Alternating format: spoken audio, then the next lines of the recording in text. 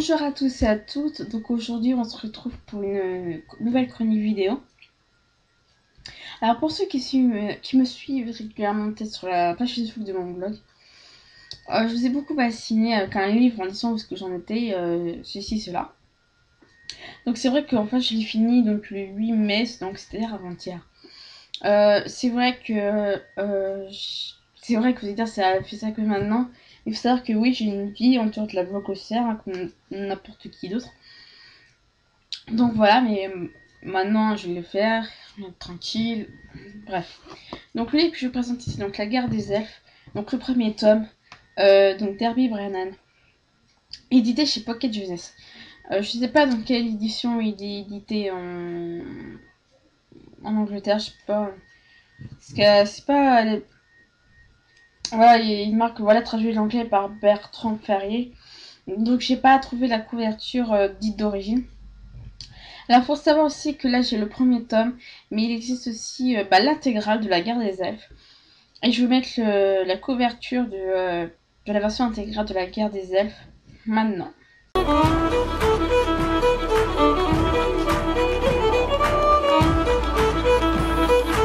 Alors maintenant je vais peut-être passer à en partie à l'histoire. En fait c'est Henri, donc un jeune adolescent, à qui la vie ne commence plus à faire de cadeaux. On va dire, c'est une adolescent tout à fait normale, mais dans sa vie c'est vrai que tout va pas si fort que ça. Et sa vie va changer lorsqu'il rencontre, enfin, lorsqu'il capture un papillon. Sauf que ce papillon n'est pas un papillon, puisqu'il s'agit de Pyrgus, pardon. J'ai toujours envie de rajouter un R. Donc, qui est en fait l'héritier du royaume des elfes de la lumière. Donc, Pyrgus est un elfe de lumière. Bonjour la logique, je sais. Et en fait, Pyrgus va raconter ses péripéties à Henri, et Henri se rend compte qu'il est pire que lui. Dans le sens où la vie ne lui fait pas de cadeau. Donc Henri va aider Pyrgus a déjà retourné chez lui et il va l'aider. Autrement, ce que j'en ai pensé, autrement pour un premier tome il est bien. C'est vrai que c'est un peu lent dans le sens où... Oui, dans ce premier tome je peux dire qu'il se passe pas grand chose. Mais comme dans beaucoup de séries, ce que j'appelle le premier tome, j'appelle aussi ça des tomes de démarrage. Je sais que ça peut paraître bizarre, mais ouais, je suis pas bien au niveau du nez. Désolée. Donc c'est-à-dire que dans le premier tome, généralement, là, comme par exemple également dans la guerre des elfes aussi, le premier tome sert à savoir du pourquoi, du comment. En fait, on apprend sur les personnages, on apprend qui ils sont, leur famille, ce qu'ils font dans la vie, etc. Et après, on découvre peu à peu pourquoi on en est arrivé là, pourquoi on arrive à un tel niveau où on sent que ce qui va arriver plus tard par la suite dans le tome va être un peu plus dur. Donc c'est vrai que c'est un peu ça, en fait on découvre en grande partie comment Pyrgus et Henri se sont rencontrés. Et après, pourquoi Pyrgus se trouve avec de tels ennuis.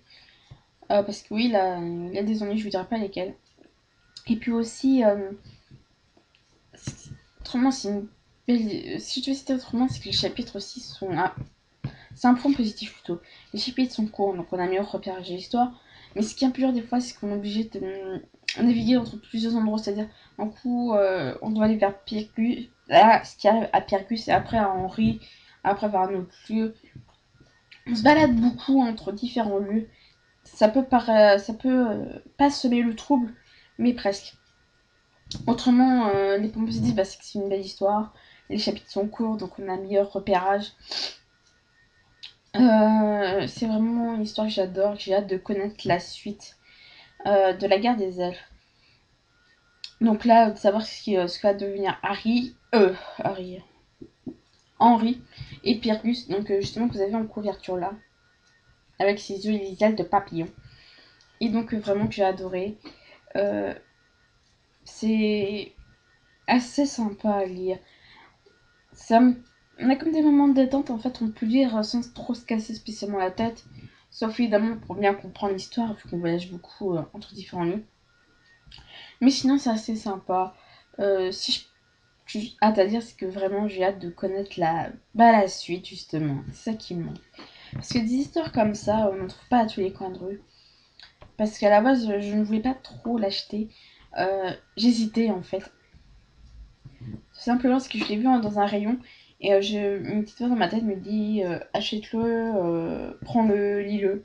Et lis-le. Sauf que je voulais pas. J'ai le résumé, là pour insister, je l'ai pris. Et en fin de compte, je ne regrette pas d'avoir écouté cette petite voix dans ma tête. Et vivement à la suite. Donc voilà. Donc c'est La guerre des elfes d'Arby Brennan chez Pocket Jeunesse. À bientôt.